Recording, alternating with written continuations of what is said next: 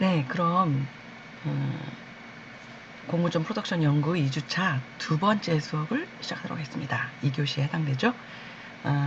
우리가 1교시에는 이번 주의 주제인 영상의 광학적, 또 기술적 요소에서 먼저 인간이 갖고 있는 그 모방하고자 하는, 자기가 눈으로 본 현실을 재현하고자 하는 그 욕구에 대해서 살펴봤고, 또 두 번째로 영화의 광학적 요소에 대해서 살펴봤어요.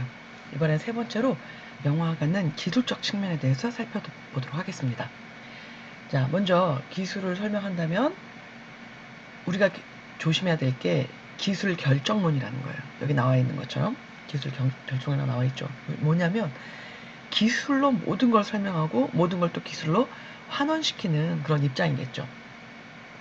즉, 만약에 그럼 영화의 탄생도 원인을 설명한다면, 자, 영화의 탄생을 가능하게 한 이러한 기술이 있었기 때문에, 예를 들면 카메라가 있었고 영사 기술이 있었고 뭐 이런 식으로 그런 기술이 있었기 때문에 발명할 수 있었다. 그럼 달리 말하면 기술이 없었을 땐 영화는 발명될 수 없었을 것이다. 뭐 이런 얘기들. 근데 이게 왜 틀렸냐면요, 여러분 잘 아셔야 될 게, 영화를 만들 수 있는 카메라 기술이라든지 영사 기술은 이미 영화가 태어나기 50년 더 전부터 존재했었어요. 하지만 그것들이 이렇게 서로 어우러지면서 영화라는 현상을 만들어낸 건 아니거든요. 그래서 요즘은 어떻게 설명이 되고 있냐면, 아무리 그런 기술이 있더라도 영화라는 하나의 미디어, 예술 또는 뭐 커뮤니케이션의 수단, 이런 것에 대한 대중들의 요구, 심리적, 문화적 요구가 있을 때 그 기술들이 이렇게 활용되고 서로 그 결합되면서 영화라는 현상을 만들어낸 것이다 라는 입장이 주로 학계에서 지배적으로 이루어지면서 기술 결정론을 굉장히 경계하고 있거든요. 그 얘기예요. 그래서 단순히 기계 장치나 발명, 그걸로만 영화의 탄생을 설명할 수 없다는 거죠. 그래서 영상 매체, 이것이 또 인간 사회와 맺는 관계, 이게 설명돼야 된다 말했듯이, 그래서 대중들이 영상이라는, 특히 영화라는 매체에 대한 사회적 문화적 요구가 등장할 때, 그게 바로 뭐와 동시에 이루어지냐면 근대 사회의 등장이에요. 즉 모더니티, 근대성이라는 게 시작하면서 이 내가 눈으로 본 객관 세계를 좀 더 현실에 가깝게, 좀 더 다른 차원으로 재현하고자 하는 그런 대중들의 욕망이 강해진 거고, 또 근대화에 뗄 수 없는 게 도시화거든요. 도시에서 살아가는 삶의 어떤 라이프 스타일, 감성, 감각, 이런 것들을 또 영화가 담아내는 적절한 매체의 역할을 하거든요. 이런 것들이 서로 결합되면서 영화가 태어났다는 거죠. 미디어가 바로 메시지라고 말했던 유명한 미디어 비평가 마샬 맥론에 따르자면, 영상 매체를 구성하는 기술이 곧 메시지다. 즉 영상 매체를 한마디로 있게 하는 기술이 사실은 우리가 생각하는 그 기술 자체라기보다는 그 기술을 통해서 어떤 걸 보여줄 것인가, 어떤 메시지를 전달할 것인가, 여기에 있다는 거죠. 기술 자체로만 봐서는 안 된다는 얘기죠. 그래서 기술 결정론은 경계해야 되고, 조르주 사들은 또 유명한 영화 이론가이기도 한데요. 이 사람은 영화 발명을 19세기 사회 상황에 낳은 과학기술의 결과이다, 이렇게까지 얘기를 했어요. 그러면서 환등부터 영사 장치까지를 되게 중요한 역할을 했다, 이렇게 봤다는 거죠. 그런 얘기는 뒤에 좀 더 자세히 하고요. 그런 점에서 이 영화를 탄생시킨, 영화가 1890년에 태어났거든요. 그 탄생시킨 19세기를 한번 그런 점에서 본다면 이렇게 볼 수 있다는 거예요. 과학혁명이 일어났어요. 근데 이것만이 있었던 게 아니라 이것과 맞물려서 사회 변화도 급격히 일어났고, 이런 두 가지, 과학혁명과 사회 변화를 또 반영하는 여러 가지 다양한 발명이 일어났는데, 예를 들면 아까 뭐라고 말씀드렸죠? 영화의 탄생을 추동한 중요한 배경이 근대성의 등장이라고 그랬잖아요. 그러면 그 근대성과 또 뗄 수 없는 여러 가지 있어요. 여기 나온 것처럼. 예를 들면은 철도, 전화, 전신, 이런 것들, 또는 쇼핑몰과 같은 아케이드, 소비주의 문화, 심지어 여성주의, 페미니즘의 등장, 이런 것들이 다 근대화와 밀접 연관되어 있고, 이런 것들이 철도, 뭐 소비주의, 쇼핑몰과 같은 이런 것들이 또 영화라는 시각적 경험과도 밀접 연관을 맺고 있거든요. 그래서 이런 것들이 어우러지면서 영화의 탄생이 가능해지거나 앞당겨졌다는 거죠. 그래서 즉 새로운 기술들이 발전하면서 시각 문화가 굉장히 발달했던 게 19세기고, 다른 말로 하면 19세기를 사랑하던 대중들은 이 몸의 감각 중에서도 시각적인 쾌락을 특히 추구하고 시각적 경험을 아주 중요한 걸로 여겼다는 거예요. 그리고 그것의 결과물이 영화라는 또 새로운 차원의 시각 매체라는 거죠. 시각의 잔상 효과는 뭐냐면 영화라는 게 사실은 거짓말이거든요. 여러분 영화 필름을 본 적 있나요? 필름을 가만히 보면 사실은 정지 상태의 사진의 연속일 뿐이에요. 근데 이 정지 상태의 사진들을 어떤 속도로 돌리다 보면 우리한테 그게 움직임으로 잘못 지각이 되는 거거든요. 그 이유가 우리 눈의 불완전함 때문이래요.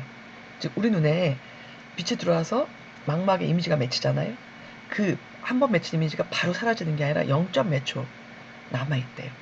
그러면 그 이미지가 남아있는데 사라지기 전에 다른 이미지를 더 빠른 속도로 계속 보여주면 이 이미지와 이미지 사이에 놓여있는 갭, 필름을 보면 그 사이에 검은 줄이 있잖아요. 프레임마다. 그 갭이 안 느껴진다는 거야. 지각적으로 우리가 캐치를 못한다는 거야. 우리 눈의 불완전함으로 해서. 그게 잔상 효과인 거예요. 망막에 이미지가 남아있는 시간이 있고 그것보다 더 빨리 이렇게 이미지를 계속 덧대어서 보여주면 떨어지지 않게 우리가 영화 프레임에서 볼 수 있는 그 필름 이 까만 틈이 지각이 안 된다는 거죠. 그걸로 인해서 영화가 연속된 움직임으로 우리한테 시각적 착각을 불러일으킨다는 거예요. 그걸 얘기를 하는 겁니다. 그래서 또 그거는 발명만으로 안 되고 우리 인간의 어떤 부족함, 육체적 부족함이 또 기여를 한 거죠. 영화적 현상이에요. 이건 뭐냐면 아까 뭐라 그랬어요? 19세기가 시각적인 게 되게 중요한 시대였다 그랬잖아. 사람들이 시각적 쾌락을 아주 추구했고 그럴 때 바로 좀 돈 꽤나 있다는 부르주아 집안의 아이들이 갖고 있었던 장난감이에요. 바로 시각적 장난감이죠. 이 왼쪽 게 조이 트러프, 오른쪽이 페나키토 스코프예요.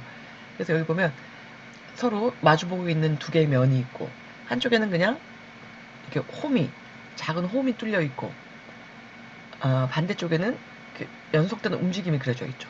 누군가가 줄넘기를 하고 있는 것 같네요. 근데 이 홈의 하나에 시선을 고정하고 이 맞은편에 있는 이 원반을 휙 빠르게 돌리면 이게 마치 필름처럼 돌아가면서 이 사람이 줄넘기 하는 움직임으로 우리한테 지각된다는 거죠. 영화의 원리를 미리 보여주고 있는 일종의 영화의 전신이라고 볼 수 있죠. 페나크에서 똑같아요. 이거보다 조금 더 정교하다 그러나 여기는 더 많은 요 구멍들이 있죠. 그리고 그림 숫자도 더 많고요. 여기도 뭐 줄넘기 하는 것 같은데 요 틈으로 보고 있고 그 안에 있는 띠 이게 마치 필름과 같은 거죠. 그걸 휙 돌리면 사람이 움직이는 것처럼 보인다. 좀 더 이해하기 위해서 한번 우리가 관련된 영상을 볼까요? 그래서 조금 번거롭겠지만 제가 한번 그 유튜브 화면 한번 보여드릴게요.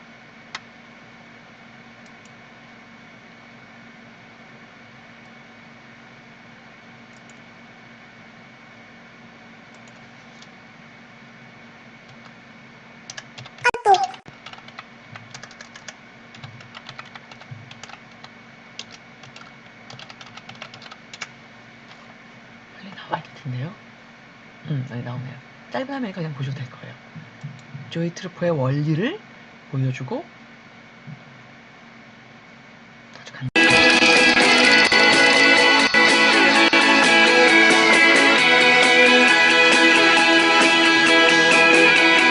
여러 사람이 서로 협력해서 조회수를 거대한 조회수를 만들고 있죠.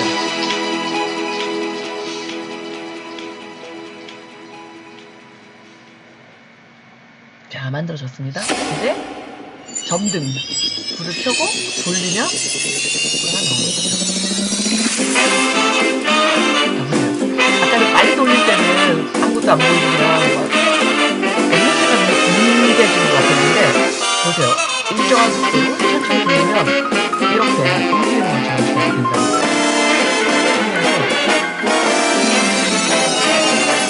바로 지목적의 원리.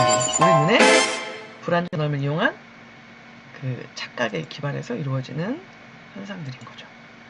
이거 하나만 볼까요? 다음은요. 아이고, 지나가 버렸네요.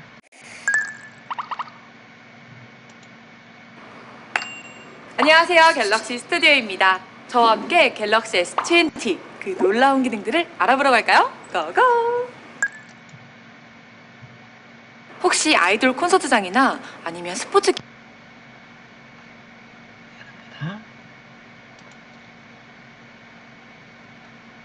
주에 들어봤고요.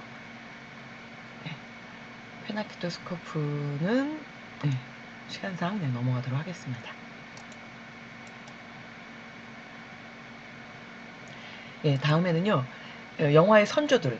아까 이제 그 조에트로프나 페나키토스코프가 영화가 등장하기 이전에 존재했던 시각적 장난감들로 영화의 전신이라고 했죠.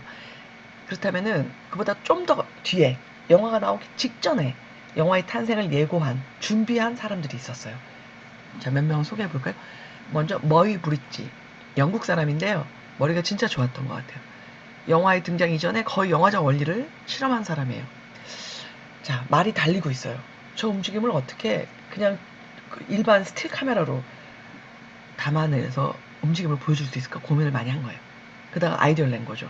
자, 말이 쭉 달리는데 일정한 거리, 예를 들면 5m면 5m, 10m면 10m마다 실을 거기다 걸고요. 양쪽에다 카메라를 실에다 묶어 놓은 거예요. 그래서 어떻게 되냐면 말이 달릴 때마다 실에 걸려서 실을 끊는 거죠. 실을 끊을 때 카메라가 찰칵하고 찍히는 거예요. 그럼 말이 쭉 달리면서 일정한 속도로 일정한 거리에 따라 카메라를 놨으니까 10m면 예를 들면 달릴 때마다 카메라를 시간이 뭐 0. 몇 초마다 그 카메라를 건드리게 되잖아요. 건드리면서 착각 0. 몇 초마다 사진이 찍힐 거 아닙니까? 그거를 쫙 이어봤더니 어떤 움직임이 보이더라 라는 나중에 바로 만들어지는 카메라의 원리, 동영상 카메라의 원리를 그대로 좀 수작업을 통해서 이렇게 실험을 해본 사람이죠. 1878년, 영화가 1890년 태어났으니까 태어나기 한 17년 전이죠. 12대의 카메라를 이용해 달리는 말의 움직임을 기록해서 현실의 기록, 환영의 창조 이런 거를 입증했다.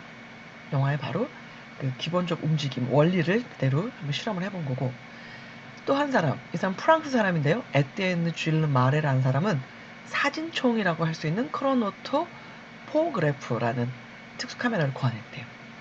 그래서 이건 나중에 사진 보면 더 뭔지 이해가 되실 거예요. 그래서 하늘을 나는 새, 인체의 운동 이런 빠른 움직임을 촬영했다. 아까 설명한 그 조에트로프와 페나키토스코프, 또 거울과 환등기를 이용한 움직임의 환영을 만들어낸 프락시노스코프 이런 것들이 영화가 태어나기 직전에 나왔던 선조 역할을 한 거다라고 볼 수 있고요.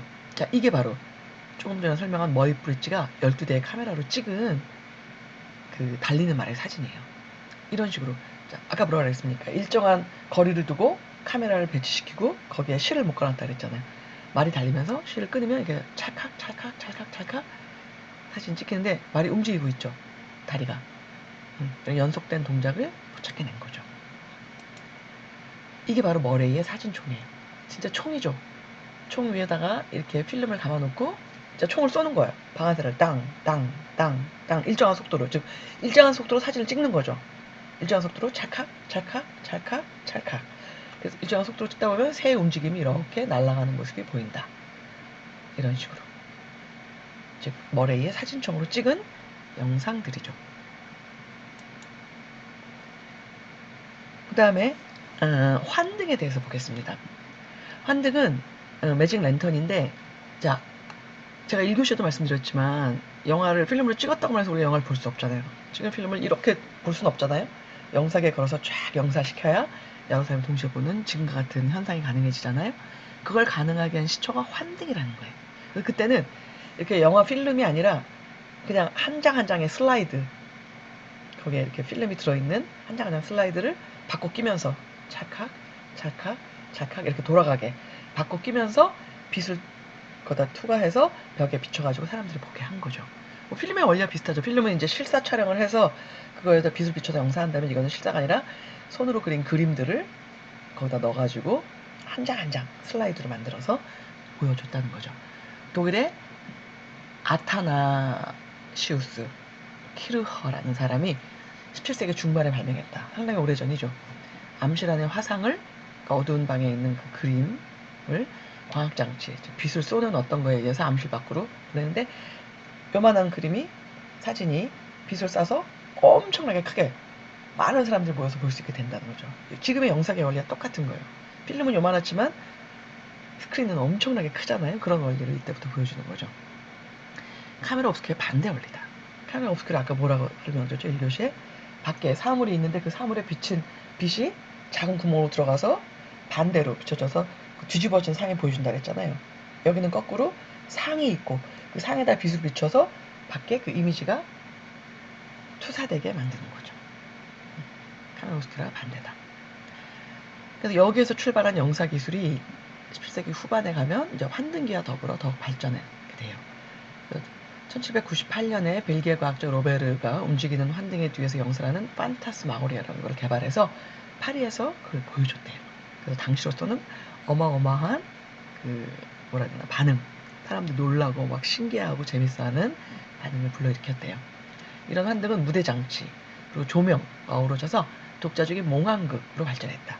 그래서 당연히 초창기 판타스마고리아는 주로 좀 무서운 내용들, 밤이 됐는데 유령이 막 날아다닌다던가 좀 이런 무서운 내용들과 좀 잘 어울렸나 봐요. 분위기가. 그런 내용들을 많이 갖고 보여줬고 19세기 전반에는 되면 환등과 영화는 이제 서민의 오락으로 확실하게 자리를 잡게 됐다. 이 매직 랜턴 슬라이드 한번 볼까요?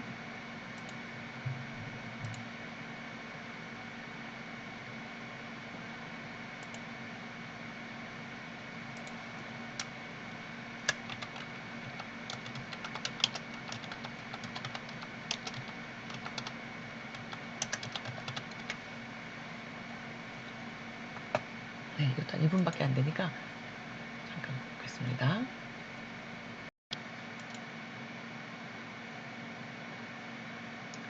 그 환등기의 원리를 설명해 주는 거예요. Magic lantern slides brought the world to life in pictures. The first lantern slides were created in the 1600s, around 200 years before photography.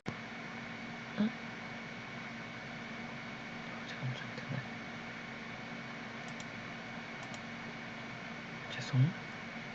헐. 어떻게 된 거죠? 죄송합니다.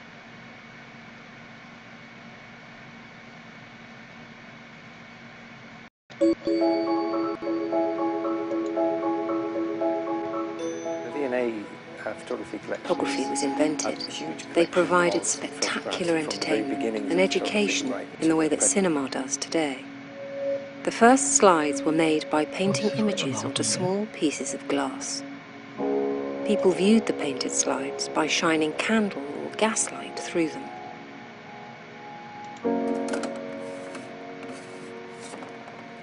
The invention of electricity meant light bulbs could be used instead. 큰 화면으로 왜 안 바뀌죠? Electric light projectors created sharper, brighter and bigger images, which meant larger audiences could view lantern slideshows together.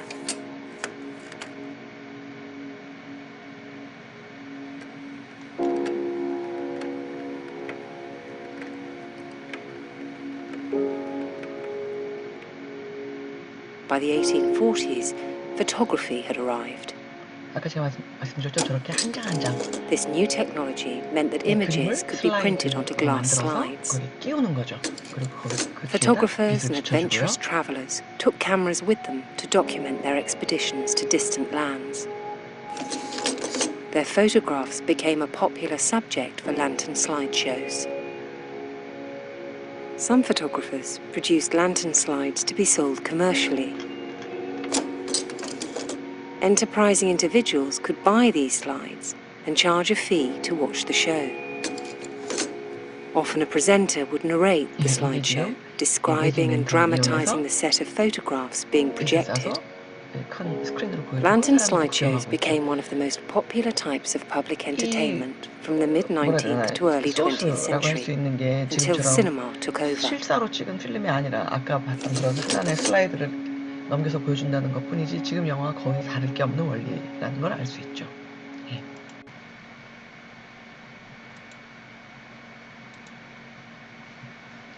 예, 환등 이게 바로 아타나시우스가 개발한 환등의 원리를 보여주는 겁니다. 여기서 슬라이드 위에다 불을 비춰주면 여기에 이렇게 반대로 어떤 이미지가 비춰지게 되는 원리를 보여주죠.